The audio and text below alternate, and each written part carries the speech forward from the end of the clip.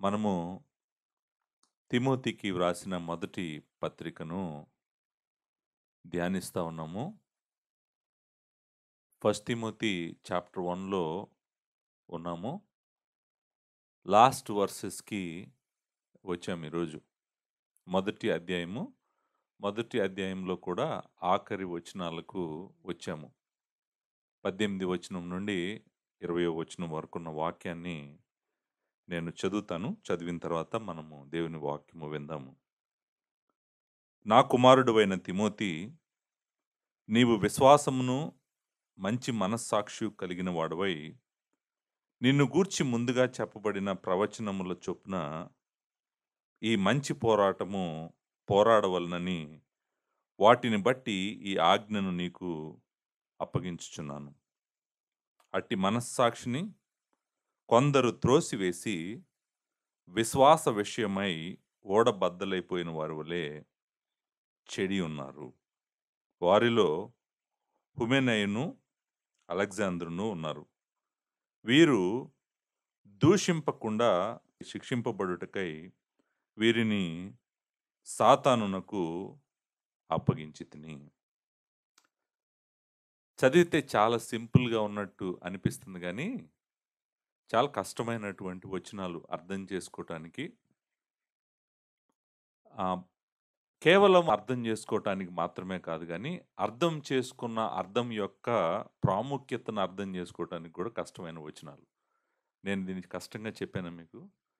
అంటే ఈ వచనాల అర్థము తెలుసుకోవటం ఒక ఎత్తైతే, తెలుసుకున్న అర్థం యొక్క లోతు తెలుసుకోవటం ఇంకొక ఎత్తనమాట. సో, అక్కడ డిఫికల్టీ ఉంది. ఆ డిఫికల్టీ ఏంటో మీకు అర్థమవుతుంది ఈ వచనాలను మీరు వింటా ఉన్నప్పుడు.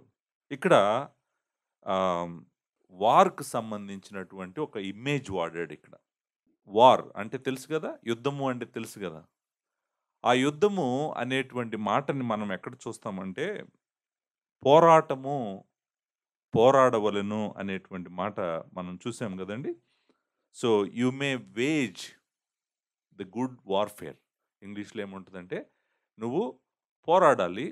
పోరాడటం గూడా మంచి పోరాటము నువ్వు పోరాడాలి. ఎక్సలెంట్‌గా నువ్వు పోరాడాలి. మామూలుగా నువ్వు పోరాడకూడదు. చాలా చక్కగా, వండర్‌ఫుల్‌గా ఎలా పోరాడాలో అలా పోరాడాలి. ఈ పిక్చరు మనకి వెంటనే ఏం గుర్తొస్తుందంటే, ఒక సోల్జరు ఒక యుద్ధంలో పోరాడుతున్నాడు అనేటువంటిది ఇక్కడ మనకి జ్ఞాపకం వస్తది. చూడండి, అపోస్తలుడు ఒక కాపరికి చెప్తున్న మాటేంటంటే, "కాపరి, నువ్వు మంచి పోరాటము పోరాడాలి." కాపరికి పోరాడటమే ఇష్టం లేదనుకోండి, అతను ఎప్పటికీ కాపరి కాలేడు.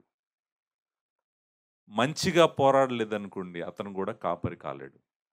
సో, సేవకుడు కావాలంటే మొట్టమొదటిది ఏంటంటే, ఒక మంచి పోరాటము పోరాడగలిగిన వాడు అయ్యుండాలంట.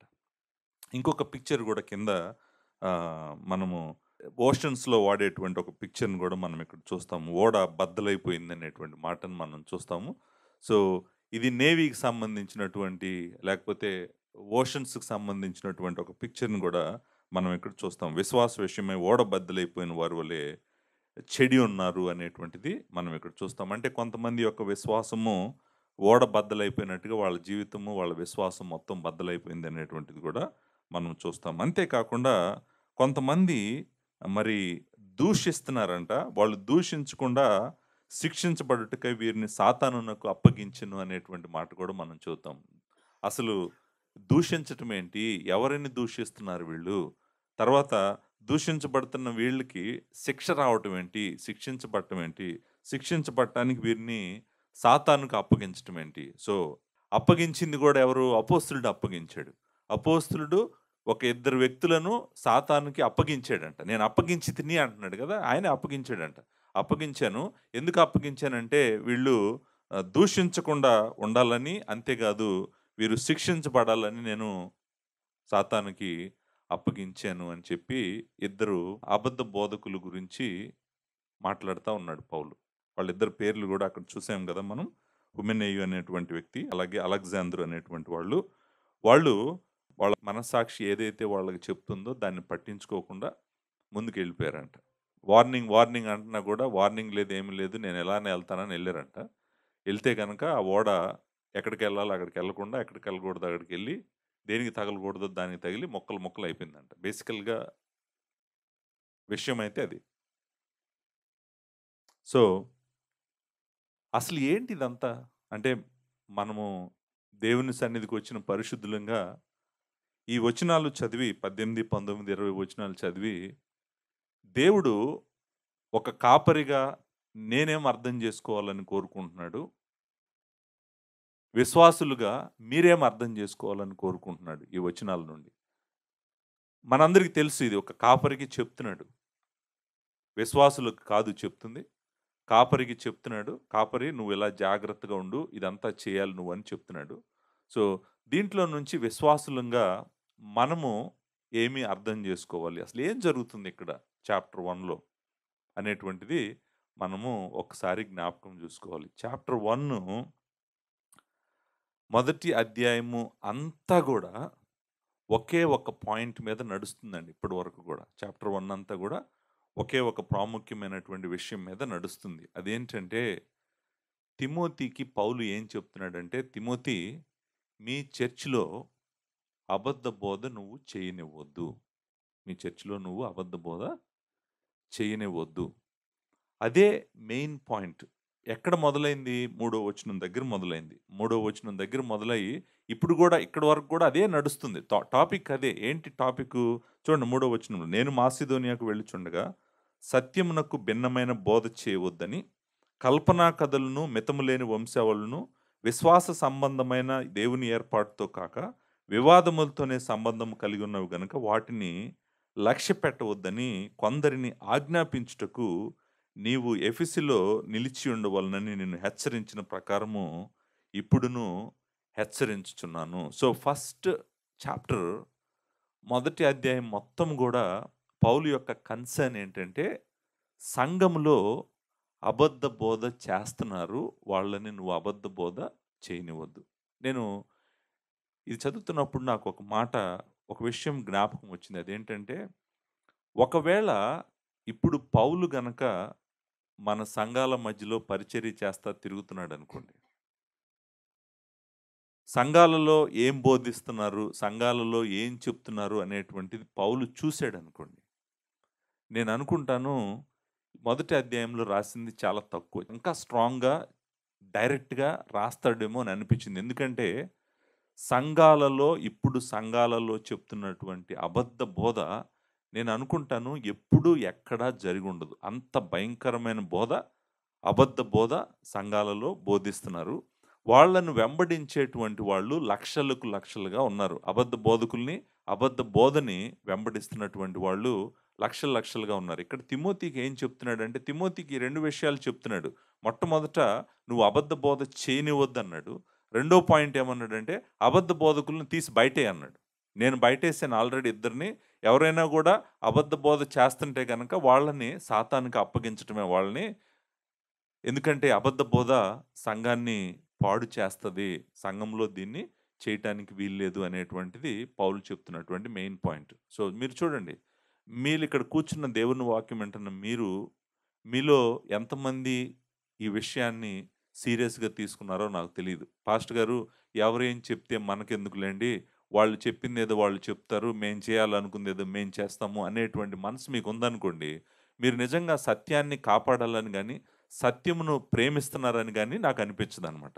సత్యమును మీరు ప్రేమిస్తే గనక, సత్యం యొక్క విలువ తెలిస్తే గనక, సత్యము ఏం చేస్తదో, అసత్యము ఏం చేస్తదో మీకు అర్థమైతే గనక, అప్పుడు మీరు దాని కోసం పోరాడతారు. అర్థం కాకపోతే మీరెందుకు పోరాడతారు? నాకెందుకులే అని వదిలేస్తారనమాట. ఆ పోరాటం ఏదో పాస్టర్ గారు చేసుకుంటాడులే, ఆయనకు సంబంధించినటువంటి విషయం నాకెందుకు?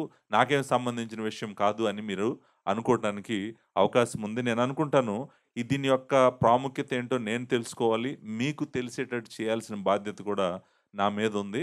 సో, నేను ఏం చేస్తానంటే జాగ్రత్తగా ఈ వచనాలను ఇప్పుడు ఇప్పుడు చదివిన వచనాలను ఎక్స్‌ప్లెయిన్ చేయడానికి ప్రయత్నం చేస్తాను. సో, ఎఫెసీ సంఘంలో జరుగుతున్నటువంటి ప్రాముఖ్యమైన అబద్ధ బోధ ఏంటంటే, ప్రభువుని నమ్ముకున్నటువంటి బిడ్డల్ని, సువార్తను నమ్ముకున్నటువంటి బిడ్డల్ని ప్రభువు నుంచి, సువార్త నుంచి దూరం చేస్తున్నారు. ఎలా దూరం చేస్తున్నారంటే, ధర్మశాస్త్రమును మరలా మనం ఆశ్రయించాలి. క్రియలను మరలా మనం ఆశ్రయించాలి. దేవుని కుమారుడు సిలువలో చేసింది సరిపోదు. ఆయన కృపా కనికరముల ద్వారా, విశ్వాసము ద్వారా మనం పొందుకున్న దేవుని నీతి సరిపోదు. మనము గూడా క్రియలు చేయాలి. క్రియల ద్వారానే మనము రక్షించబడతాము. క్రియలు చాలా ప్రాముఖ్యమైనవి అని చెప్పి, విశ్వాసులను విశ్వాసము ద్వారా రక్షణ అనేటువంటి సత్యంలో నుండి క్రియల వైపు వీళ్ళు తీసుకొని వెళ్ళిపోతున్నారు. వీళ్ళు చేస్తున్నటువంటి తప్పు అది. సంఘంలో జరుగుతున్న తప్పు అది. నిజానికి ప్రతి సంఘంలో జరగటానికి అవకాశం ఉందిది. ఏ సంఘంలోనైనా జరగటానికి అవకాశంలో ఉంది. అందుకనే ఆ తప్పేంటో చెప్పి పౌలు నిజమేంటో గూడా చెప్పాడు మొదటి అధ్యాయంలో. ఏమని చెప్పాడంటే, శ్రీమంతుడగు దేవుడు నాకు అప్పగించిన మహిమగల సువార్త ప్రకారము దేవుని కుమారుని ద్వారా మాత్రమే మనకు రక్షణ. అది ఆయన కృప వలన, ఆయన కనికరము వలన ఉచితముగా మనము విశ్వాసము ద్వారా రక్షించబడుతున్నాము. మనము చేసిందేమి లేదు. అంతా దేవుడే చేస్తున్నాడు అని 12వ వచనం నుండి 17వ వచనం వరకు దేవుడు తన కుమారుడిలో ఏం చేశాడో చెప్పుకుంటూ వచ్చాడనమాట. సో, అబద్ధమైనటువంటి బోధను కరెక్ట్ చేయటానికి నిజమైన బోధ ఏంటో తిమోతికి చెప్పి, తిమోతికి ఇప్పుడు ఏం చెప్తున్నాడంటే, తిమోతి నువ్విప్పుడు నిజమైన పోరాటం పోరాడాలి అనేటువంటిది చెప్తున్నాడు. ఇప్పుడు చూడండి సంఘాల్లో గూడా చాలా సంఘాలలో కేవలము విశ్వాసము ద్వారా మాత్రమే నువ్వు రక్షించబడుతున్నావు అనేటువంటిది నమ్మని సంఘాలు చాలా ఉన్నాయి. నువ్వు రక్షించబడాలంటే విశ్వాసముతో పాటు నువ్వు క్రియలు గూడా చేయాలని చెప్పే సంఘాలు చాలా ఉన్నాయి. ఇక్కడ పౌలు ఏమంటున్నాడంటే, సిలువలో దేవుని కుమారుడు చేసినటువంటి రక్షణ కార్యం ద్వారానే రక్షణ. అది కంప్లీట్. సంపూర్ణంగా అయిపోయింది. దేవుని కుమారుడు నీ రక్షణకు కావాల్సిందంతా సంపాదించాడు. నువ్వు చేయాల్సిందేమీ లేదు. నీ రక్షణ సిలువలో దేవుని కుమారుడు సంపాదించినటువంటి పాపక్షమాపణ, విమోచన ద్వారా ఆయన అనుగ్రహించేటువంటి నీతి ద్వారా మాత్రమే నువ్వు రక్షించబడుతున్నావు. నీ రక్షణకు నీ క్రియలు ఆధారం కాదు. నీ రక్షణకు నీ క్రియలు రుజువు మాత్రమే అని చెప్పి దేవుని వాక్యం చెప్తుంటే, వీళ్ళు విశ్వాసులను ఏం చేస్తున్నారు మళ్ళీ? మళ్ళీ క్రియా మార్గంలోకి తీసుకెళ్తున్నారు. క్రియల ద్వారా మనం దేవుడి దగ్గరికెళ్ళాలి. విశ్వాసం సరిపోదు. రండి ధర్మశాస్త్రం చూద్దాము. ధర్మశాస్త్రంలో ఉన్న క్రియలన్నీ మనం చేద్దాము అని చెప్పి ధర్మశాస్త్రం వైపు వీళ్ళు లాక్కొని ఎళ్ళిపోతున్నారు. నాకెలా తెలుసు ఇది అని అడిగారనుకోండి, నేను చూపిస్తాను మీకు నాకెలా తెలుసు అనేటువంటిది. వీళ్ళు ఏం చేస్తున్నారు చూడండి. ఇక్కడ ఒక మాట ఉంది 4వ వచనంలో. విశ్వాస సంబంధమైన దేవుని ఏర్పాటుతో కాక అనేటువంటి మాట ఉంది. ఆ మాట చాలా ప్రాముఖ్యమైన మాట. అంటే దేవుడు ఏర్పాటు చేసిన మార్గము, లేకపోతే దేవుని గృహ నిర్వాహకత్వము ఒకటని ఏసి అక్కడ కింద ఏమని రాసాడు ఫుట్‌నోట్‌లో? ఆ! దేవుని ఏర్పాటు, గృహ నిర్వాహకత్వము, దేవుని సంకల్పము ఏంటంటే, మనమంట విశ్వాసము ద్వారా తన కుమారుని దగ్గరికి రావాలంట. విశ్వాసము ద్వారా మాత్రమే దేవుని సంకల్పం ముందుకు వెళ్తదంట. సో, విశ్వాసము వలన మనం రక్షించబడుతున్నాము. విశ్వాస సంబంధమైంది మనది అని చెప్తూ పౌలు వీళ్ళేం చెప్తున్నారు? వీళ్ళు ధర్మశాస్త్రం అంటున్నారు. వీళ్ళు క్రియలు అంటున్నారు. వీళ్ళు సత్యమునకు భిన్నమైన బోధ చేస్తున్నారు. సో, వాళ్ళు ధర్మశాస్త్రోపదేశకులని చెప్తున్నారు. అంటే ఏం చేస్తున్నారంటే సంఘంలో ఉన్నటువంటి వాళ్ళని, నిజంగా సువార్త విన్నటువంటి వాళ్ళని, నిజంగా జీసస్ క్రైస్ట్ దగ్గరికొచ్చిన వాళ్ళని, నిజంగా కృపచేత రక్షించబడిన వాళ్ళని, నిజంగా విశ్వాసంలో నిలబడిన వాళ్ళని, నిజమైన మార్గంలో నుంచి తప్పుడు మార్గంలోకి లాక్కొని ఎళ్ళిపోతున్నారు. లాక్కొని ఎళ్ళిపోతుంటే అప్పుడేమంటున్నాడంటే పౌలు, వాళ్ళని నువ్వు లాక్కొని ఎళ్ళనివ్వొద్దు అనేటువంటిది పౌలు చెప్తా ఉన్నాడు. దానికి సపోర్ట్‌గా 12-17 వరకు తిమోతికి చెప్పాడు. తిమోతి, దేవుని సువార్త అంతా కూడా కృపేను, దేవుని కనికరమేను. మనం చేస్తుందేం లేదు. అంతా దేవుని కుమారుడే చేశాడు. పాపులను రక్షించుటకు క్రీస్తు యేసు లోకంలోనికి వచ్చినన్న మాట నమ్మదగినది, పూర్ణాంగీకారమునకు యోగ్యమైనది. ఆయన మనల్ని కనికరించాడు. ఇదంతా కనికరం వలన జరుగుతుంది. ఆయన దీర్ఘశాంతం వలన జరుగుతుంది. ఆయన కృప వలన జరుగుతుంది. ఆయన విశ్వాసం వలన జరుగుతుంది. ఇది మనుషుల వలన జరగట్లేదు తిమోతి. ఇది అబద్ధ బోధ. ఈ అబద్ధ బోధను నువ్వు చర్చిలో బోధించనివ్వొద్దు అని చెప్తున్నాడు. మనం ఆలోచించాల్సినటువంటిది ఏంటంటే 18-20కి వచ్చేటప్పటికి అసలు ఎందుకు అబద్ధ బోధ చేయాలని అబద్ధ బోధకులకు అనిపిస్తుంది చర్చిలో? చర్చిలో అబద్ధ బోధకులుగా అవ్వాలని, అబద్ధ బోధ చేయాలని, సత్య మార్గంలో ఉన్న వాళ్ళని పక్కకు లాక్కెళ్ళిపోవాలని ఎందుకు అబద్ధ బోధకులకు అనిపిస్తుంది? అపోస్తులుడు సత్యాన్ని బోధించినప్పుడు అపోస్తులు దేవుని వాక్యం సువార్త ఏంటో స్పష్టంగా చెప్తున్నప్పుడు ఇదంతా కరెక్ట్‌గా ఉంది గదా! కరెక్ట్‌గా ఉన్నప్పుడు అన్నీ కరెక్ట్‌గానే ఎళ్ళాలి గదా! కరెక్ట్‌గా వెళ్ళకుండా ఎందుకు అబద్ధ బోధకులు సంఘాలలో లెగుస్తున్నారు? అంతేకాదు అబద్ధ బోధకులు లేచి అబద్ధ బోధ ఎందుకు చేస్తున్నారు? వాళ్ళ టార్గెట్ ఏంటి? వాళ్ళ ఉద్దేశ్యం ఏంటి? ఎవరు చేపిస్తున్నారు ఇదంతా గూడా? సో, సత్యమైన మార్గంలో నుంచి ఎళ్ళాల్సిన బిడ్డల్ని, వెళ్తున్న బిడ్డల్ని ఎళ్ళనివ్వకుండా వాళ్ళని ఒక్కొక్కళ్ళని పట్టుకొని లాగి తప్పుడు మార్గంలోకి తీసుకెళ్ళటానికి ప్రయత్నం చేస్తున్నారు కదా వీళ్ళు. అది అలెగ్జాండర్ అయినా, హుమెనైన్ అయినా, లేకపోతే ఇంకొక అబద్ధ బోధకుడైనా ఎవరైనా కూడా క్వెషన్ ఏంటంటే ఎందుకు చేస్తున్నారు? వీళ్ళ ఉద్దేశ్యం ఏంటి? వాళ్ళకేమొస్తది చేస్తే? సత్యం నుంచి మనుషులను లాగేస్తే వాళ్ళకేమొస్తది? అందుకే మీరు అర్థం చేసుకోవాల్సిందేంటంటే, ఇది స్పిరిచ్యువల్ వార్‌ఫేర్. అంటే అర్థం ఏంటంటే, ఆత్మ సంబంధమైన యుద్ధము జరుగుతా ఉంది. ఇప్పుడు వాళ్ళు ఎందుకు అలా చేస్తున్నారంటే, వాళ్ళ చేత అలా చేపిస్తున్నాడు. ఎవరు చేపిస్తున్నాడు? దుష్టుడు చేపిస్తున్నాడు. దుష్టుడు సంఘాలలో ఉన్నటువంటి విశ్వాసులను సత్యమైన మార్గంలో ఎళ్తున్నటువంటి వాళ్ళని అసత్యంలోకి లాగటానికి వాడు ప్రతి ప్రయత్నము చేస్తున్నాడు. వాడు చేస్తున్నాడిది. వాడి చేతుల్లో పడ్డారు ఈళ్ళు. అబద్ధ బోధకులు వాడి చేతిలో పడ్డారు. వాడు వీళ్ళ చేత చేపిస్తున్నాడనేటువంటిది మనమందరము గుర్తుంచుకోవాల్సిన సత్యం ఇది. యాక్చువల్‌గా న్యూ టెస్టమెంటే గాదు. ఓల్డ్ టెస్టమెంట్ కూడా మరలా మరలా చెప్తున్నటువంటి సత్యము. నేను చెప్తాను మీకు. ఈ ఈ పోరాటము అనే మాట ఉంది గదా! అక్కడ. మనం 18వ వచనంలో చూసాం గదా! మంచి పోరాటము నువ్వు పోరాడాలి అని చెప్పే మాట ఉంది గదండీ! ఈ పోరాటం గురించి, వార్‌ఫేర్ గురించి, స్పిరిచ్యువల్ వార్‌ఫేర్ గురించి నేను మీకు కొన్ని మాటలు చెప్పాలి. నంబర్ 1 ఫస్ట్‌దేంటంటే దుష్టుడు అసలు అవిశ్వాసులను దేవుని దగ్గరికే రాకుండా చేయటానికి ఫస్ట్ ప్రయత్నం చేస్తాడు. ఫస్ట్ ప్రయత్నం ఏం చేస్తాడంటే అవిశ్వాసుల్ని దేవుని దగ్గరికే రాకుండా ప్రయత్నం చేస్తాడు. అది వాడి ఫస్ట్ అటెంప్ట్. ఫస్ట్ అటెంప్ట్ అంటే చీకటి సంబంధమైనటువంటి శక్తి, చీకటి రాజ్యంలో ఉన్నటువంటి వాళ్ళని వెలుగు రాజ్యంలోకి, దేవుని దగ్గరికి రాకుండా ఆపటమే వాడు చేసేటువంటి మొదటి స్టెప్. మొదటి టార్గెట్. మీరు చూడండి 2 కొరింథీయులకు రాసిన పత్రిక 4 అధ్యాయంలో మనము ఈ మాట చదువుతాము. 4 అధ్యాయం 3 వచనంలో, మా సువార్త మరుగు చేయబడిన యెడల నశించుచున్న వారి విషయంలోనే మరుగు చేయబడి ఉన్నది. 2 కొరింథియన్స్ చాప్టర్ 4 వర్స్ 3 నుంచి చదువుతున్నాను.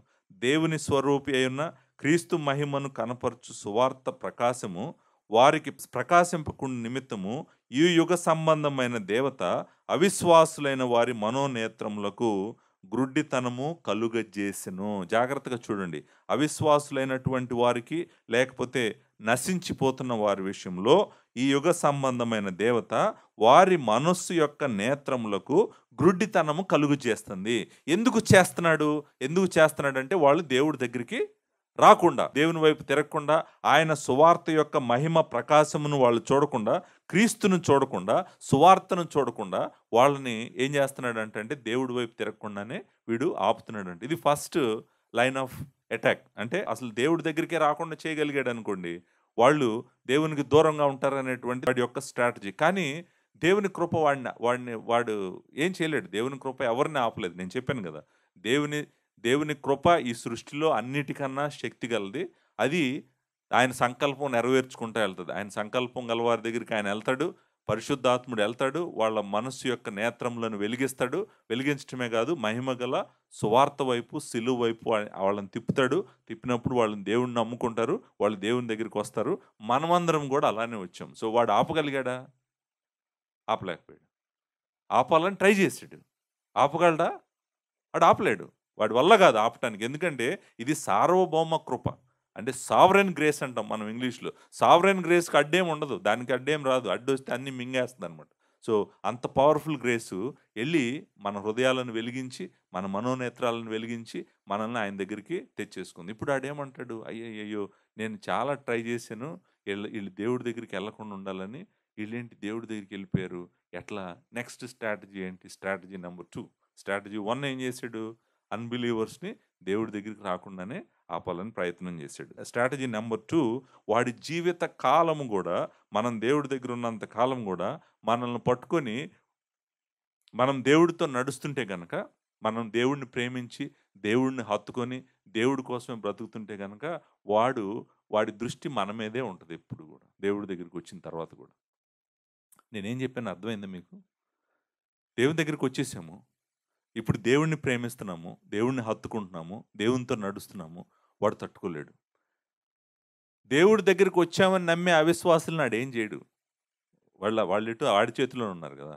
ఆళ్ళు చర్చికెళ్ళినా ఏమనడు. వాడేం జేసినా ఏమనడు.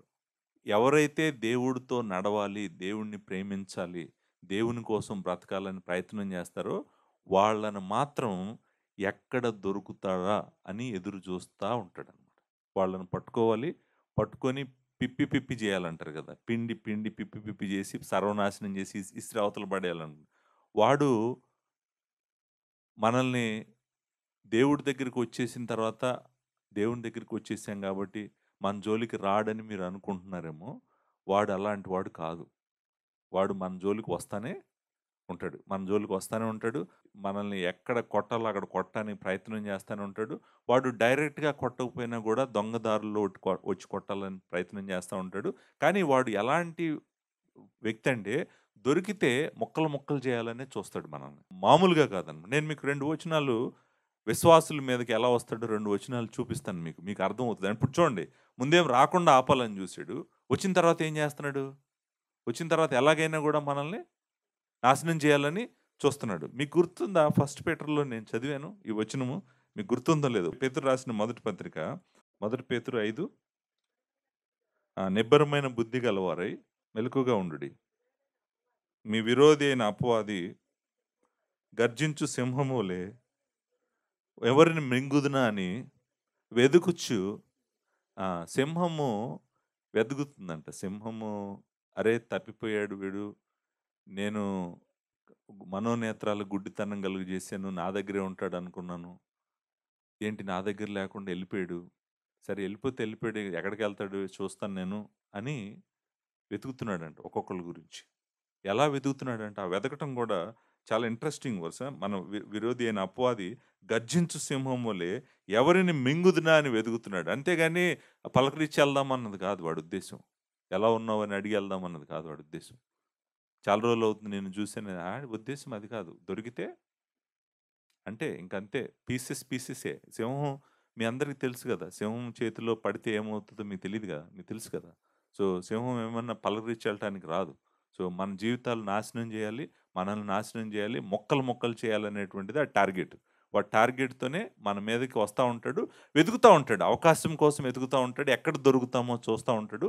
చూసి మనల్ని పాడు జేయాలని ప్రయత్నం చేస్తా ఉంటాడు. సో, లూకాసు వార్త 22 అధ్యాయం మీకు ప్రభువు పేతురు గురించి మాట్లాడిన ఇన్సిడెంట్‌లో కూడా మనము ఇది చూస్తాం. సాతాను పేతురు విషయంలో ఎలాంటి హార్ట్ కలిగి ఉన్నాడు. వాడి హృదయం ఎట్లా ఉందో చూడండి. 22 అధ్యాయము 31 వచనం. సీమోను సీమోను ఇదిగో సాతాను మిమ్మును పట్టి గోధుమల వలె జల్లించుటకు మిమ్మును కోరుకొనెను గాని చూసారండి పట్టుకొని య గోధుమలను జల్లించినట్టు జల్లించాలని ఆశపడ్డాడంట.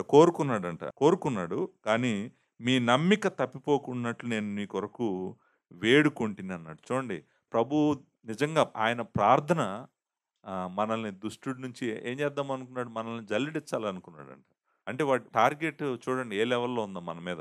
సో, దేవుని దగ్గరికొచ్చేసారు, దేవుని రాజ్యంలోకొచ్చేసారు అని మనల్ని వదిలేసాడు, మనల్ని మర్చిపోయాడు, మన జోలికి రాడు అని మీరు అనుకుంటున్నారేమో. సో, అనుకోవటం ఏం లేదు. ఎక్కడ దొరుకుతాము, ఎలా దొరుకుతాము, మింగాలా, జల్లించాలా ఏదో ఒకటి మన జీవితాన్ని, మన విశ్వాసాన్ని నాశనం చేయాలి అనేటువంటి ప్రతి టార్గెటు వాడు చేస్తనే ఉంటాడు. కానీ గుర్తుపెట్టుకోండి, దేవుని కృప కాపాడుతనే ఉంటది మనల్ని. ఇక్కడ ఎలాగైతే దేవుని కుమారుని యొక్క ప్రార్థన వాళ్ళని కాపాడిందో, దేవుడి కుమారుడు కుడి పార్శ్వమున కూర్చొని మన కోసం నిత్యము ప్రార్థన చేస్తా ఉంటాడు కాబట్టి, నిజమైన దేవుని బిడ్డలు వాళ్ళ విశ్వాసాన్ని పోగొట్టుకోవటం అనేది జరగదు.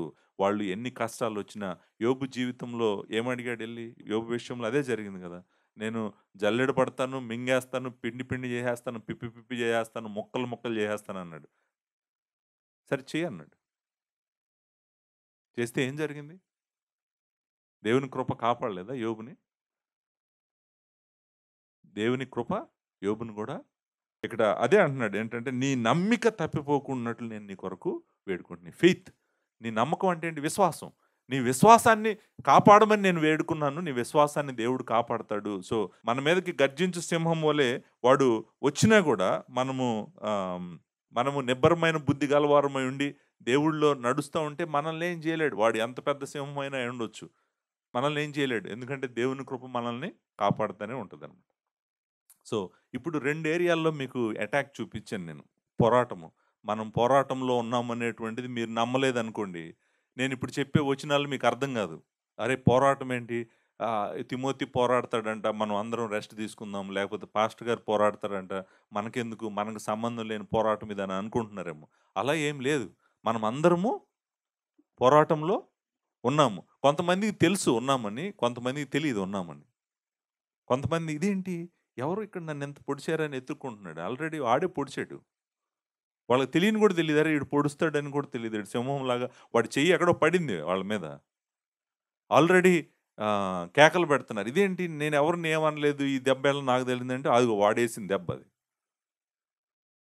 సో, మీరు పోరాటంలో ఉన్నారు అని ఎంత తొందరగా తెలుసుకుంటే అంత మంచిది మీకు. వాడి టార్గెట్ మనం గాదు నిజానికి. వాడి టార్గెట్ దేవుడే.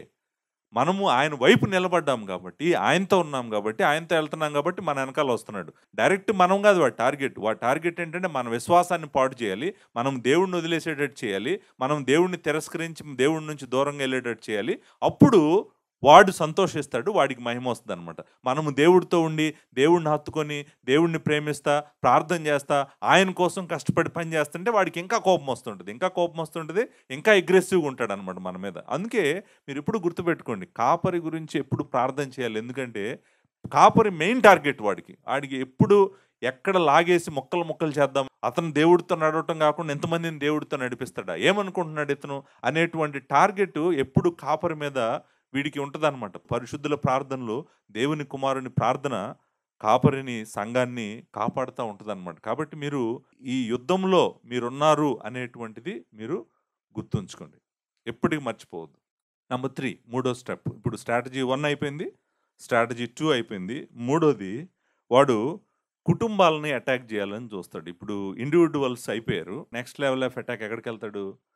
ఫ్యామిలీస్‌ని అటాక్ చేయాలనేటువంటిది వాడి గోల్ అనమాట. సో, ఫ్యామిలీస్‌ని ఏ విధంగా డిస్టర్బ్ చేయాలి? ఏ విధంగా అటాక్ చేయాలి? అనేటువంటిది మనము చూడటానికి ప్రయత్నం చేద్దాము. మొదటి కొరింథీయులకు రాసిన పత్రిక 7వ అధ్యాయము ఈ మాటని మనం చదువుతాము. సో, మనం ఇక్కడ భార్యాభర్తల మధ్య ఉన్నటువంటి మరి రిలేషన్‌షిప్ సంబంధం గురించి మాట్లాడుతూ 7వ అధ్యాయంలో ఈ మాట అంటాడు. ఏమంటాడంటే 3వ వచనంలో భర్త భార్యకును అలాగున్నే భార్య భర్తకును వారి వారి ధర్మములను నడుపవలెను. భార్యాభర్తలకు మధ్య ఉన్నటువంటి భౌతిక సంబంధం గురించి మాట్లాడుతున్నాడు ఇక్కడ. 4వ వచనంలో అంటాడు గాని, భర్తకే గాని భార్యకు తమ దేహము పైన అధికారము లేదు. అలాగుననే భార్యకే గాని భర్తకు తన దేహం పైని అధికారము లేదు.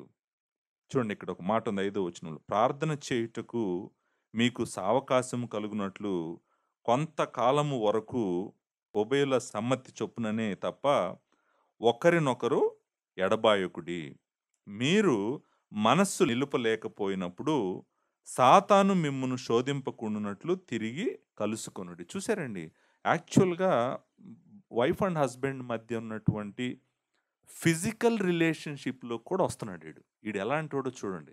వీడు ఎలాంటి పర్సనో చూడండి. అంటే మన భార్యకు, భర్తకు మధ్య ఉన్నటువంటి ఇంటిమేట్ క్లోజ్ రిలేషన్‌షిప్ మధ్య వాళ్ళిద్దరి మధ్యలో కూడా వచ్చి వాళ్ళని ఏం చేయాలనుకుంటున్నాడు? ఓహ్! ఓకే. ఇతనికి ఈ అవసరం ఉందని తెలుసు. ఈమెకి ఈ అవసరం ఉందని తెలుసు.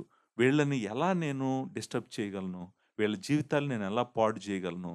అనేటువంటి ఒక ఈవిల్ మైండ్‌తో తిరుగుతున్నాడంట. వైఫ్ అండ్ హస్బెండ్ విషయంలో గూడా. అందుకే ఏమంటున్నాడంటే, వైఫ్ అండ్ హస్బెండ్ రిలేషన్‌షిప్ విషయానికొచ్చేటప్పటికే చాలా జాగ్రత్తగా ఉండాలి. ఎందుకంటే స్పిరిచ్యువల్ వార్‌కి ఈ రిలేషన్‌షిప్స్‌కి కూడా సంబంధం ఉంది. ఇప్పుడు ఎవరి మీదకొస్తున్నాడు? ఫ్యామిలీ మీదకొస్తున్నాడు. ఫ్యామిలీ మీదకొస్తున్నాడు. ఫ్యామిలీ మీదకొచ్చి ఏమంటున్నాడు? ఓకే. నీకు నీ నీ కోరికలు నువ్వు తీర్చుకోవాలి అని హస్బెండ్‌కి చెప్తాడు. నీ కోరికలు నువ్వు తీర్చుకోవాలని భార్యకి చెప్తాడు. వీళ్ళిద్దరిని కలవకుండా ఏ కారణం చేతైనా కలవకుండా ఉన్నారనుకోండి, వాళ్ళని డిస్టర్బ్ చేయడానికి చూస్తాడు. అంటే వాడున్నాడు గదా అక్కడ. నిజంగా వాడున్నాడు గాబట్టే నేను ఆ వచనం చదివాను. ఆడు లేకపోతే నేను ఆ వచనం చదివేవాడినే గాదు. వాడిక్కడ ఉన్నాడు గదా! ఆడున్నాడా లేదా అక్కడ? సాతాను మిమ్మును శోధింపకున్నట్లు మీరు తిరిగి కలుసుకొనుడి. అంటే ఏంటి? అంటే ఏంటంటే వాడు మీ ఇద్దరి మధ్యలోకి రావడానికి అవకాశం మీరు ఇవ్వొద్దు. భార్యాభర్త ఇవ్వకూడదు. అందుకే అక్కడ ఒక మాట అన్నాడు. ఏమన్నాడంటే భార్యతో ఏమన్నాడంటే, "your body does not belong to you. Your body belongs to your husband." హస్బాండ్‌తో ఏమన్నాడంటే, "your body does not belong to you. Your body belongs to your wife." ఆమెకు రైట్ ఉంది నీ బాడీ మీద. నువ్వు కాదు. అది మనం అర్థం చేసుకోవటం వల్ల వీడి నుంచి అనవసరమైనటువంటి డిస్టర్బెన్సెస్‌లోకి మనం ఎళ్ళకుండా మన మన ఫ్యామిలీని మనం జాగ్రత్తగా భద్రం చేసుకుంటాం. లేకపోతే గనక చాలా కుటుంబాలు పాడైపోవటానికి కారణం ఇదేనండి. అక్రమ సంబంధాలు, వివాహానికి బయటున్నటువంటి ఇల్లీగల్ రిలేషన్‌షిప్సే కుటుంబాలను నాశనం చేస్తున్నాయి. ఇది చూడండి, ఒక్క కుటుంబం నాశనం అవ్వదు. ఎప్పుడు గుర్తుపెట్టుకోండి. ఒక భార్య, భర్త నాశనం అయ్యారంటే వీళ్ళ తల్లిదండ్రులు, వాళ్ళ తల్లిదండ్రులు, ఈళ్ళ అక్కా చెల్లెళ్ళు, వాళ్ళ అక్కా చెల్లెళ్ళు, వీళ్ళ అన్నదమ్ముళ్ళు, అంటే దాదాపు ఒక్క కుటుంబాన్ని గనక వీడు కొట్టాడంటే ఒక డజన్ కుటుంబాలు ఏడుస్తూ ఉంటారు. కన్నీళ్ళకి గురి చేస్తాడు. అలాంటి వాడనమాట. అలాంటి వాడు అలాంటి ఈవిల్ ప్లాట్లు చేస్తానే ఉంటాడు. కాబట్టి మీరు జాగ్రత్తగా ఉండండి అని చెప్తున్నాడు. చూడండి, ఇప్పుడు అన్‌బిలీవర్‌గా ఉన్నప్పుడు అటాక్ చేయడానికి ప్రయత్నం చేశాడు. మనల్ని దేవుడి దగ్గరికి రానివ్వకుండా చేశాడు. వచ్చిన తర్వాత కూడా ఎక్కడ దొరుకుతాడా? ఎప్పుడు దొరుకుతాడా? నాశనం చేద్దామని చూస్తున్నాడు. ఆ తర్వాత భార్యాభర్తల మధ్యలోకెళ్ళి వాళ్ళిద్దరి మధ్య డిస్టర్బెన్సెస్ క్రియేట్ చేయాలని ప్రయత్నం చేస్తానన్నాడు. అంటే వీడు ప్రయత్నం ఆపడా ఇంకా? వీడు ఎలాగైనా మనల్ని దేవుడి దగ్గర నుంచి దూరం చేసేదాకా నిద్రపోడా? నిద్రపోడు వీడు. అందుకే చెప్తున్నాను. ఇప్పుడు నెక్స్ట్ ఎక్కడికెళ్తాడు? ఇప్పుడు అయిపోయింది. ఇప్పుడు వరుసన ఈ ఏరియాలో అన్నిట్లో పని చేస్తున్నాడు. ఇంకా వాడికి కొత్త మార్గాలు ఎతుకుతున్నాడు. ఎలా విశ్వాసులను దేవుడి దగ్గర నుంచి దూరం చేయాలి? ఎలా నేను వాళ్ళని నాతో పాటు నాశనానికి తీసుకెళ్ళాలని ప్రయత్నం చేస్తున్నటువంటి ఆహ్, దారిలోనే నేను అనుకుంటాను వాడు నెక్స్ట్ ఎక్కడికెళ్తాడో తెలుసా అండి? నెక్స్ట్ ఎళ్ళే ప్లేసు చర్చ్ పాస్టర్స్. నెక్స్ట్ ఎక్కడికెళ్తాడు? Church pastors. చూడండి, వాడు అక్కడ ఉన్నోళ్ళని ఒక్కొక్కళ్ళని పట్టుకున్నాడనుకోండి, ఒకళ్ళొక్కళ్ళే దొరుకుతారు. అదే గనక దీన్ని పట్టుకున్నాడనుకోండి, చర్చ్ అంతా దొరుకుతారు ఆడికి. సో, నెక్స్టు ఎక్కడికెళ్తాడు? నెక్స్ట్ టార్గెట్ ఎవరు వాడికి? కాపరి. పాస్టర్స్. Pastors and teachers. వాడి టార్గెట్ మామూలుగా ఉండదు. సో, టార్గెట్ చేస్తాడు. అందుకే ఇక్కడ ఫస్ట్ తిమోతిలోనే వాడు ఎలా టార్గెట్ చేస్తాడో చెప్తాడు. మనం ఒక ఎగ్జాంపుల్ గూడా నేననుకుంటాను తిమోతికి చెప్తాడు. ఫస్ట్ తిమోతిలో మనం మూడో అధ్యాయంలో పెద్దగా ఉండాలనుకున్న వ్యక్తికి ఉండాల్సినటువంటి అర్హతలు చెప్తూ ఒక మాట అంటాడు. ఏమంటాడు చూడండి.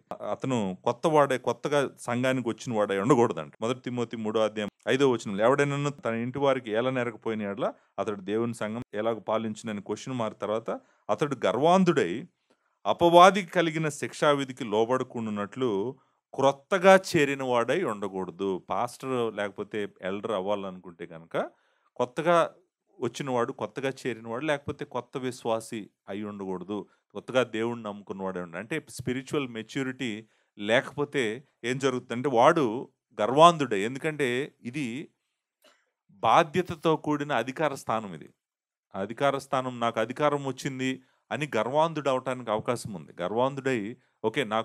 నేను చాలా మందిని ప్రభావితం చేయగలను. చాలా మందికి వాక్యం చెప్తున్నాను అనేటువంటి ఒక విధమైనటువంటి గర్వంతో నిండిన వాడై, దుష్టుడి చేతుల్లో పడి, దుష్టుడికి దొరికినటువంటి తీర్పులోకి ఇతను కూడా ఎళ్ళటానికి అవకాశం ఉంది కాబట్టి జాగ్రత్తగా ఉండండి. కొత్త వ్యక్తిని మీరు కాపరిగా గాని, లేకపోతే సంఘ పెద్దగా గాని మీరు చేయొద్దు అనేటువంటిది కాషన్ ఇస్తున్నాడు ఇక్కడ. ఇప్పుడు ఎందుకనంటే వీడు రెడీగుంటాడు. ఎక్కడ రెడీగుంటాడు? అందుకే ఇంకొక మాట కూడా ఉంది. ఇక్కడ ఏమంటాడంటే, "మరియు అతడు నింద పాలై అపవాది ఊరిలో పడుకున్నట్లు" అన్నాడు. అపవాది అనే మాట అక్కడ మనం చూసాం కదా! ఏంటి అపవాది అంటే? సాతాను ఉరిలో పడతాడంట. సాతాను ఉరిలో పడకున్నట్లు సంఘమునకు వెలుపటి వారి చేత కూడా మంచి సాక్ష్యం పొందిన వాడై ఉండవలెను. అంటే అర్థమేంటి? అంటే చర్చి లోపలే గాదు. చర్చి బయట కూడా ఆ కాపరికి మంచి సాక్ష్యము ఉండాలి.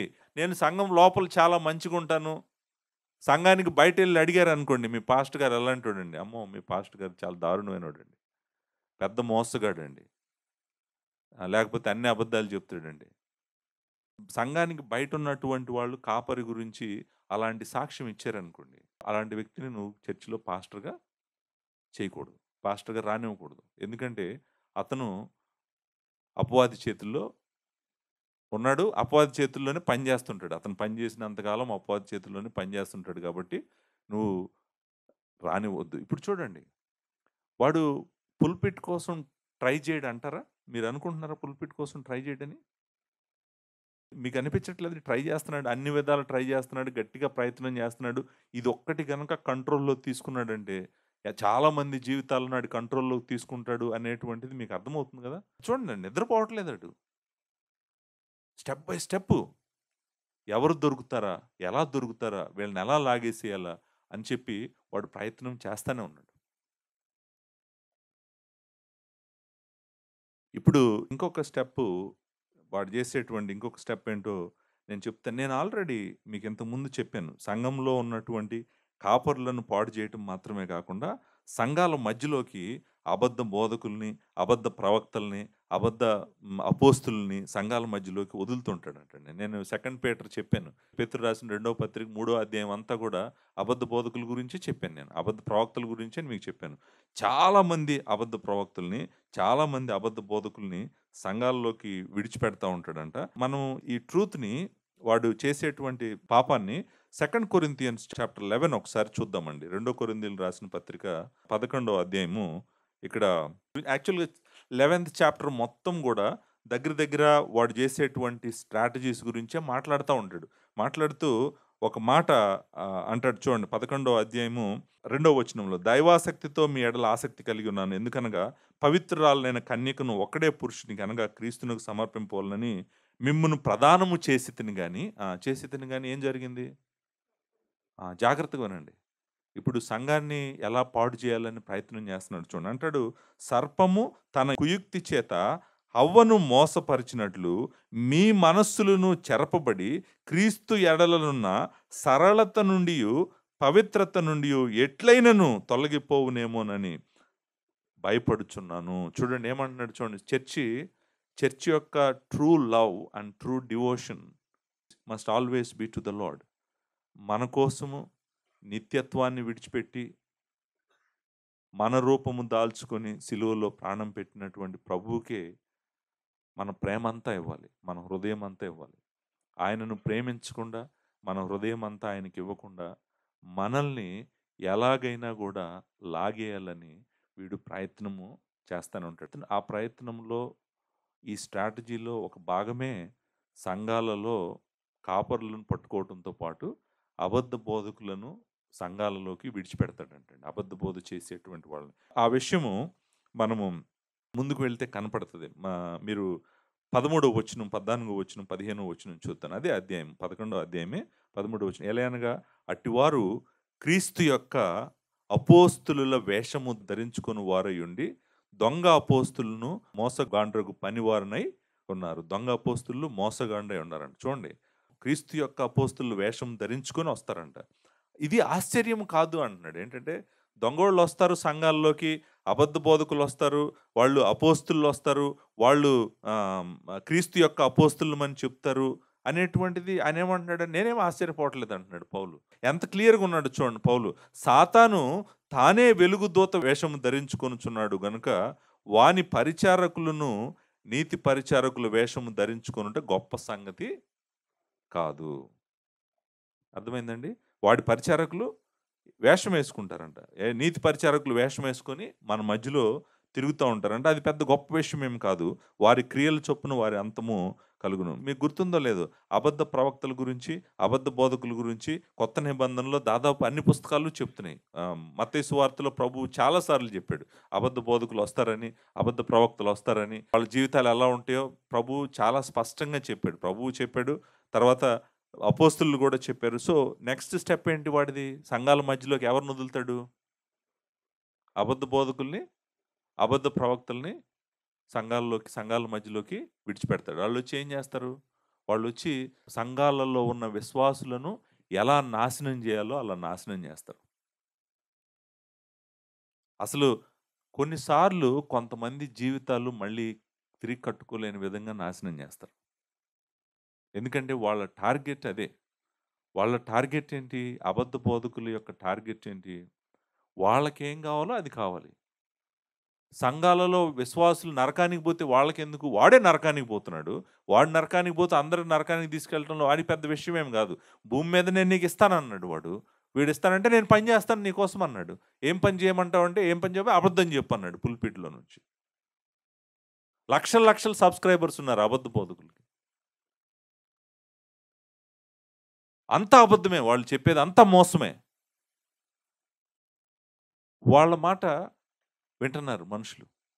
అంటే ఎంత ఎంత భయంకరమైన అబద్ధ బోధ సంఘాల్లోకి వాడు వదిలిపెట్టాడో చూడండి. అయినా మీరు గుర్తుపెట్టుకోండి, నేను చెప్తున్నాను.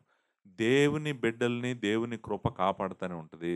దేవుని కృప కుటుంబాలను కాపాడుతది. దేవుని కృప కాపరులను కాపాడుతూనే ఉంటది. దేవుని కృప పుల్పిట్స్‌ని కాపాడుతూనే ఉంటది.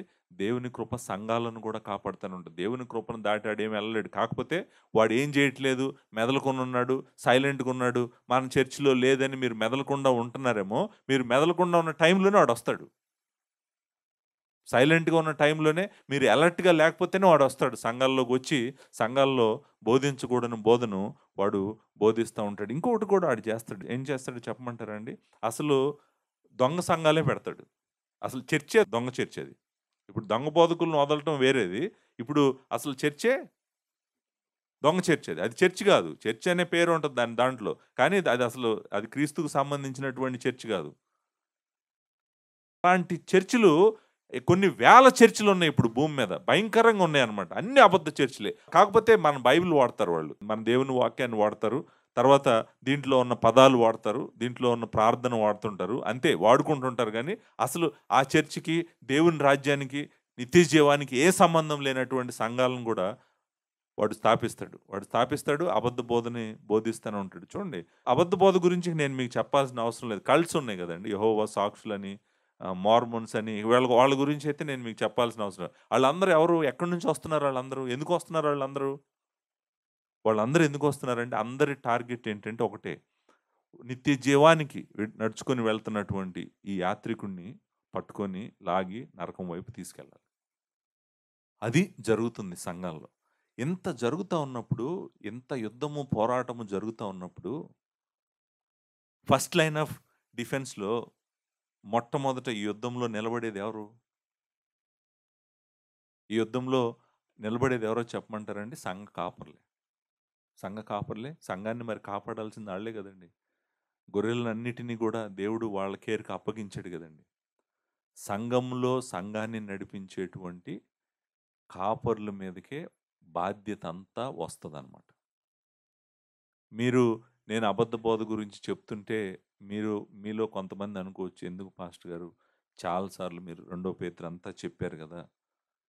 మళ్ళీ ఎందుకు చెప్తున్నారు పాస్టర్ గారు? మళ్ళీ నేను ఎందుకు చెప్తాను? నాకేం అవసరం చెప్పాల్సిన అవసరం ఏంటి? ఎందుకు చెప్తున్నానంటే, అక్కడ దేవుని వాక్యంలో ఉంది గాబట్టి చెప్పాను. మళ్ళీ ఇక్కడ దేవుని వాక్యంలో ఉంది గాబట్టి చెప్తున్నాను. దేవుడు జాగ్రత్తగుండండి అని మనకి ఇన్ని సార్లు చెప్తుంటే, నేను జాగ్రత్తగుంటానని అనాలి గానీ, ఇన్ని సార్లు జాగ్రత్తగుండు, జాగ్రత్తగుండు అని మీరెందుకు చెప్తారు పాస్టర్ గారు అని అనొచ్చా? తప్పు గదండీ! నేను కావాలని చెప్తానా? ఇంత పోరాటం జరుగుతుంటే మీరేం జేయాలి? పోరాటం జరుగుతుంటే, అరే! ఇంత పోరాటం జరుగుతుంది. పాస్టర్ గారు పోరాడుతున్నాడు. విశ్వాసులందరూ పోరాడుతున్నారు. సర్వెంట్స్ టీమ్ పోరాడుతుంది. వాళ్ళు ముందుండి కష్టపడుతున్నారు దేవుని రాజ్యం కోసం.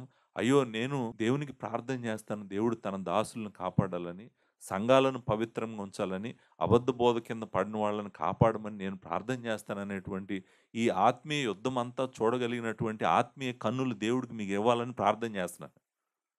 ఆ కన్నులు మీకివ్వకపోతే మీరు చూడలేరు. ఆ స్పిరిచ్యువల్ ఐస్ మీకు కావాలి. ఆ కన్నులు మీకు కావాలి. ఆ కన్నులుంటేనే మీరు చూడగలరు. అయ్యో! ఇదంతా మీరు డానియేల్‌ని అడగండి. చెప్తాడు ఎంత భయంకరమైన యుద్ధం జరుగుతుందో ఈ యూనివర్స్‌లో. చాలా దారుణమైన వార్ జరుగుతుందండి. స్పిరిచ్యువల్ వారు. ఈ దెయ్యాలకు, ఈ సాతానునికి మధ్య, దేవుని సైన్యాలకు మధ్య భయంకరమైన యుద్ధం జరుగుతుంది. ఆ యుద్ధంలో భాగమే ఇదంతా, ఈ పోరాటం అంతా గూడా. తిమోతి నువ్వు పోరాడు. ఇప్పుడు ఒక అబద్ధ బోధకుడు ఎందుకొచ్చాడు చర్చిలోకి? అతనికి ఏం పని? అతనికి ఏమొస్తది? అతనికి ఏమొస్తదో చెప్పమంటారా? ఈ అబద్ధ బోధకుడు సాతానుడి పని చేస్తున్నాడు. అతను అనేక మందిని నిత్య జీవం వైపు కేవలం విశ్వాసము ద్వారా నిత్యత్వానికి వెళ్తున్నటువంటి వాళ్ళని లాగి పక్కకు లాగి పడేస్తున్నాడు అనమాట. నీకు విశ్వాసం సరిపోదు, నీకు అది కావాలి, నీకు ఇది కావాలని చెప్తూ వాళ్ళని తప్పుడు మార్గంలో తీసుకెళ్ళాడు అనుకోండి, ఏముంది, వాళ్ళు నరకానికి వెళ్తారు. వాళ్ళు నరకానికి వెళ్తే వీడికి సంతోషం అనమాట. వాళ్ళు దేవుడి నుంచి దూరం అయిపోవాలి ఎలాగైనా కూడా. అది వాడు చేస్తున్నటువంటి పోరాటము, వాడు చేస్తున్నటువంటి యుద్ధము. ఆ పోరాటంలో భాగమే కాపరి తన గొర్రెలను కాపాడుకోవాలి. కాపాడుకోవటం కోసం ఎప్పుడూ గూడా 24 గంటలు తన కన్నులు ఓపెన్ చేసి చూస్తానే ఉండాలి. తన చెవులు ఓపెన్‌గానే ఉంచుకోవాలి. తను ఏం బోధిస్తున్నాడో చూసుకోవాలి. ఎవరు ఏం బోధిస్తున్నారో చూసుకోవాలి. ఏ గొర్రె ఎక్కడి నుంచి నీళ్లు తాగుతుందో గూడా చూసుకోవాలి. ఏ గొర్రె ఎక్కడ వింటుంది స్వరం, ఎవరి స్వరం వింటుంది అని పట్టించుకోలేదనుకోండి, ఎళ్ళిపోయి గొర్రె ఏదో తాగకూడని విషం కలిపినటువంటి నీళ్లు తాగిందనుకోండి, చనిపోతది. ఆ గొర్రె అక్కడికెళ్ళకుండా కాపరి పరిగెట్టుకుంటూ ఎళ్ళాలి. నువ్వు అక్కడికెళ్ళొద్దు. నువ్వు అక్కడికెళ్తే నీకు హాని చేస్తది ఆ నీళ్లు తాగకూడదు. అది మురికి నీళ్లు. ఇదిగో చల్లటి నీళ్లు, మంచి నీళ్లు, ప్రవహించేటువంటి నీళ్ళ దగ్గరికి నేను నడిపిస్తాను నేను నీకు అని చెప్పి కాపరి పరిగెట్టుకుంటూ ఎళ్లి ఆపాల్సిన బాధ్యత కాపరిది. కాపరి మీద ఈ బాధ్యతలన్నీ ఉన్నాయన్నమాట. మీరు మీకు గుర్తుందో లేదో పౌలు మీరు సర్వాంగ కవచం ధరించుకోండి అని చెప్పాడు. ఎందుకు సర్వాంగ కవచం ధరించుకోవాలి మనం? సర్వాంగ కవచం నేనెందుకు ధరించుకోవాలి? సర్వాంగ కవచం ఎవరు ధరించుకుంటాడు? యుద్ధంలోకెళ్ళే సైనికుడు ధరించుకుంటాడు. నేనెందుకు ధరించుకోవాలి? నేనెందుకు ధరించుకోవాలంటే నువ్వు గూడా యుద్ధంలో ఉన్నావు కాబట్టి. నువ్వు విన్నావనుకో మంచిది. వినలేదనుకో ఎనక నుంచి దిగుతది నీకు. దిగిన తర్వాతైనా అర్థమవుతది. ఓహ్! ఇదేంటి ఇంత పెద్ద బాణం ఇంత లోతుగా ఎళ్ళిపోయింది నాకు అంటే ఎందుకెళ్ళిపోయిందంటే నువ్వు సర్వాంగ కవచము ధరించుకోలేదు. మీకు చెప్తున్నానండి. మనలో కొంతమందికి ఒక చిన్న బాణము చాలు. తలలో ఉన్న ఆలోచనకి గురిపెట్టి కొట్టాడంటే వాడు 4 రోజులు నిద్రపోరు. ఎందుకంటే నువ్వు శిరస్త్రాణము ధరించుకోలేదు. ధరించుకోకుండా కూర్చున్నావు. సడెన్‌గా ఒకరోజు ఏదో రాత్రిపూట ఒక ఆలోచన అనేటువంటి ఒక బాణం ఏసాడు నీ మనసు మీదకి. ఇంకంతే నీ నిద్ర ఎగిరిపోయింది. 3 రోజులు, 4 రోజులు, 5 రోజులు నిద్రపోవు. ఆ తర్వాత నీరసం వచ్చేస్తది. ఎందుకొచ్చింది నీరసం అంటే, నేను ఒక ఏదో దీనికి భయపడిపోయానండి. లేకపోతే దీన్ని ఆలోచించానండి. ఇదేమవుతదని ఆలోచించానండి. నేను చనిపోతానేమో అని ఆలోచించానండి. నా జీవితం ఏమైపోతది? నా పిల్లలు ఏమైపోతారు? ఇవన్నీ ఆలోచించానండి. అంటే ఏంటి ప్రాబ్లమ్ ఏంటి? ప్రాబ్లమ్ ఏంటంటే ఆల్రెడీ వాడు నిన్ను అటాక్ చేస్తున్నాడు. నీకు తెలియట్లేదా ఆడు నిన్ను అటాక్ చేస్తున్నాడని? సీరియస్ అటాక్ చేస్తున్నాడు నీ మీదకి. నీ మైండ్ మీదకొచ్చేసాడు. నీ మైండ్ మీదకొచ్చేసి మైండ్‌ని కొడుతున్నాడు. నీకు తెలియట్లేదు. ఎందుకు తెలియట్లేదంటే నువ్వు ఆల్రెడీ దాంట్లోకెళ్ళిపోయావు. నువ్వు బయటకొచ్చే పరిస్థితి కూడా లేదు. దేవుడు ఏం చెప్తున్నాడంటే, లేదు నువ్వు సర్వాంగ కవచం ధరించుకో. నీ మీదకి వాడు ఏసే ఏది కూడా నీకు తగలకుండా నువ్వు జాగ్రత్తగా ఉండాలి అని చెప్తున్నాడు. ఎందుకు చెప్తున్నాడంటే, నువ్వు ఆల్రెడీ యుద్ధంలో ఉన్నావు. నువ్వు నువ్వు ఉన్నానా లేదా అనే క్వెషనే లేదనమాట. చూడండి ఎఫ్సీలకు రాసిన పత్రిక 6వ అధ్యాయంలో మనం ఈ మాట చదువుతాము. అసలు చాలామంది క్రైస్తవులు దీన్ని సీరియస్‌గా తీసుకోవట్లేదు. యుద్ధం ఏంటి? ఈ సర్వాంగ కవచం ఏంటి? నేను ధరించుకోవటం ఏంటి? నాకేమవ్వదు. నేను బానే ఉన్నాను. చాలా సంవత్సరాలుగా బానే ఉన్నానని చెప్తున్నారు గానీ, అసలు ఎంత సీరియసో విషయం అర్థం కావట్లేదు వీళ్ళకి. 6వ అధ్యాయము 10వ వచనం చూడండి. తుదకు ప్రభు యొక్క మహాశక్తిని బట్టి ఆయన యందు బలవంతుడై ఉండుడి. ఎలా బలవంతులై ఉండాలంటే మనము, మీరు అపవాది తంత్రములను ఎదిరించుటకు శక్తిమంతులగునట్లు దేవుడిచ్చు సర్వాంగ కవచమును ధరించుకొనుడి. ఎలయనగా మనం పోరాడునది శరీరులతో కాదు. ఈ యుద్ధంలో మీరున్నారని మీరు తెలుసుకోవటానికి మీరు పోరాడుతుంది శరీరులతో కాదు. వాళ్ళు కనపడతారు శరీరులైతే ఎదురుగా నిలబడి. మీరు పోరాడేది శరీరులతో కాదు. మీ అందరికి తెలుసు ఆ సంగతి. కాదు గానీ ప్రధానులతోనూ, అధికారులతోనూ, ప్రస్తుత అంధకార సంబంధులగు లోకనాథులతోనూ, ఆకాశమందున్న దురాత్మల సమూహంతోనూ పోరాడుతున్నారు. చూడండి వీళ్ళకి ర్యాంకింగ్ చూడండి. మనం మాట్లాడతారు కదా! మేనేజరు, డిప్యూటీ మేనేజరు, కింద అదిగో వాళ్ళకి ఈ లెవెల్ ర్యాంకింగ్ గూడా ఉందంట సాతానుడితో పాటు ఉన్న దూతలకి. వాళ్ళు డిఫరెంట్ ర్యాంకింగు, డిఫరెంట్ లెవెల్‌లో ప్రపంచంలో ఉన్నటువంటి అందరిని అటాక్ చేస్తా ఉన్నారనమాట. వాళ్ళ స్ట్రాటజీలు కలిపితే ఓకే. ఎక్కడ దొరుకుతాడు ఇతను? ఈమె ఎక్కడ దొరుకుతది? ఇతన్ని ఎక్కడ పట్టుకోవాలి? ఈమెను ఎక్కడ పట్టుకోవాలని ఎక్కువ ప్రయత్నాలు చేస్తానే ఉన్నారంట వాళ్ళు. వాళ్ళ ప్రయత్నాలైతే ఆపట్లేదంటండి. అందుచేతను మీరు ఆపద్దినమందు వారిని ఎదిరించుటకు సమస్తము నెరవేర్చిన వారై నిలువబడుటకు శక్తిమంతులగునట్లు దేవుడిచ్చు సర్వాంగ కవచమును ధరించుకొనుడి. ఏలయనగా మీ నడుమునకు సత్యమును దట్టి కట్టుకొని నీతి అను మైమరుపు తొడుక్కుని పాదములకు సమాధాన సువార్త వలన సిద్ధ మనసును జోడు తొడుక్కుని నిలబడుడి. ఇవన్నీ కాక విశ్వాసమును డాలు పట్టుకోండి. దానితో మీరు దృష్టిని అగ్ని బాణములన్నింటిని ఆర్పుటకు శక్తిమంతులగుదురు. మరియు రక్షణయను శిరస్త్రాణమును, దేవుని వాక్యమును, ఆత్మ ఖడ్గమును ధరించుకొనుడి. చూసారా అండి? ఇది ఎందుకంటే మనము రియల్ స్పిరిచువల్ వార్‌లో ఉన్నాం గాబట్టి, ఇవన్నీ మనం ధరించుకొని దేవుని కోసం పనిచేయాలి. నిత్యము ప్రార్థన చేస్తూ, నిత్యము దేవుని కృప మీద ఆధారపడుతూ, దేవుని సంకల్పాన్ని ముందుకు తీసుకువెళ్ళటానికి మనము దివారాత్రులు కష్టపడాలి. కష్టపడేటప్పుడు ఇంకా మన మీదకి ఆడెక్కువొస్తాడు. ఇంకా మనల్ని నాశనం చేయాలని టార్గెట్ చేస్తుంటాడు. కాబట్టి మనము జాగ్రత్తగా ఉండాలి. చూసారండి ఎన్ని లేయర్స్‌లో టార్గెట్ చేసాడో మీకు చెప్పాను. స్ట్రాటజీ 1 అవిశ్వాసులుగా ఉన్నప్పుడే ఆపాలని చూసాడు. నంబర్ 2 విశ్వాసి అయిన తర్వాత కూడా నిన్ను ఎక్కడ దొరుకుతావా? ఎక్కడ మింగేద్దామా? ఎక్కడ నాశనం చేద్దామా? అని చూస్తున్నాడు. నంబర్ 3 కుటుంబాల లెవెల్‌లో భార్యాభర్తల మధ్య డిస్టర్బెన్స్ తీసుకొచ్చి వాళ్ళని నాశనం చేద్దామని ట్రై చేసాడు.